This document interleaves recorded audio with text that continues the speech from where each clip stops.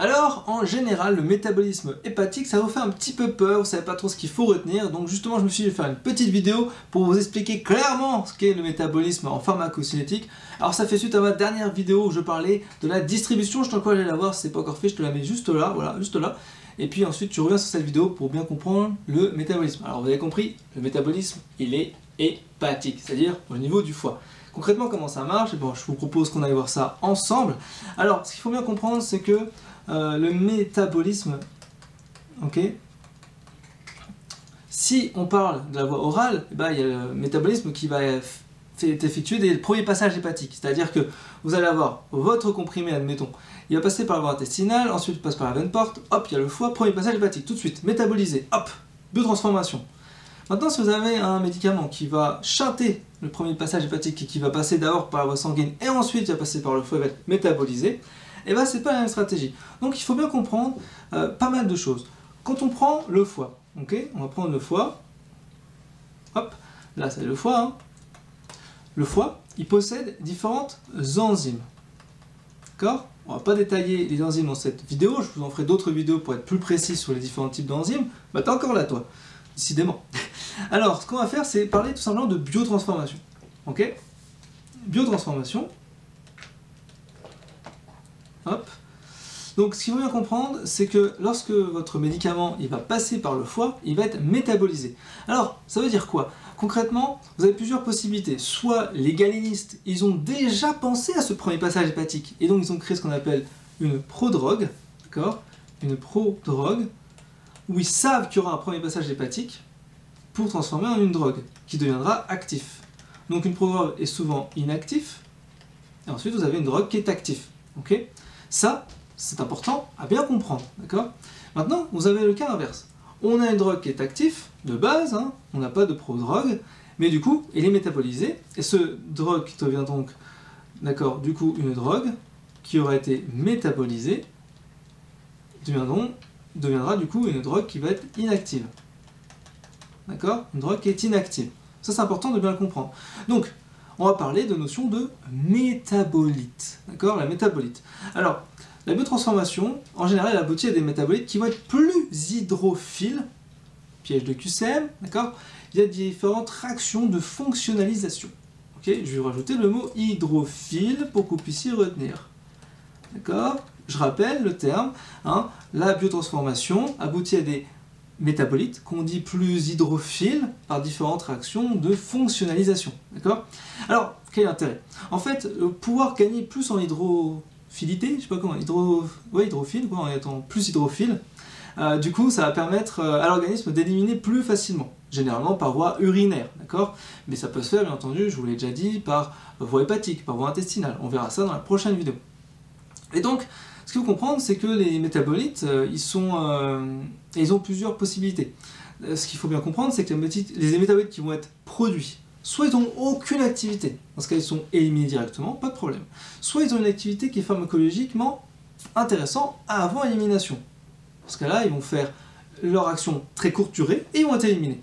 Soit ils vont avoir une activité toxique avant d'être éliminés. Bah oui, on peut avoir des métabolites qui sont actifs, intéressants, qui vont être transformés par le foie et qui vont devenir toxiques pour l'organisme. Donc, il faut bien comprendre le terme de métabolisme. Alors, ça c'est important à bien comprendre, d'accord? Il faut comprendre la notion d'inhibiteur et d'inducteur. Donc, ce que je vous propose de manière très simple, c'est qu'on aille voir les différents types d'inducteurs et d'inhibiteurs. Donc, je vais mettre ici un petit tableau rapide, je vais mettre ici la notion d'inhibiteur. Voilà, inhibiteur. Et ici, je vais mettre la notion d'inducteur. D'accord? Je vais tracer deux colonnes et je vais mettre ici les différentes molécules. Voilà.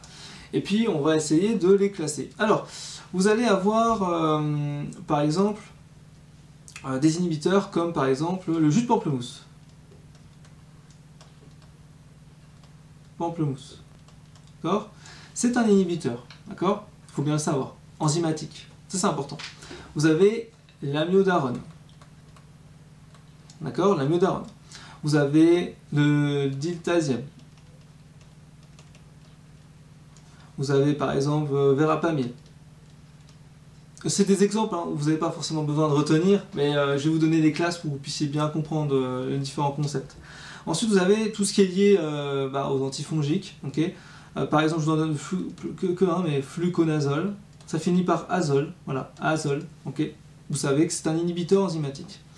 Ritonavir. Ritonavir. D'accord? Je ne vais pas tous les mettre pareil. Ça finit par navire. Hein, c'est des antiviraux, quand vous avez les mots là. Érythromycine. Érythromycine. D'accord? Etc., etc. Tout ça, vous devez comprendre qu'il y a une action enzymatique. Et ce sont des inhibiteurs enzymatiques.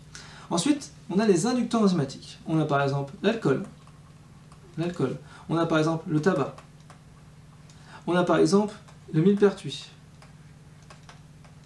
On a par exemple les anticonvulsivants comme le carbamazépine, okay, phénobarbital, phénitoïne, etc.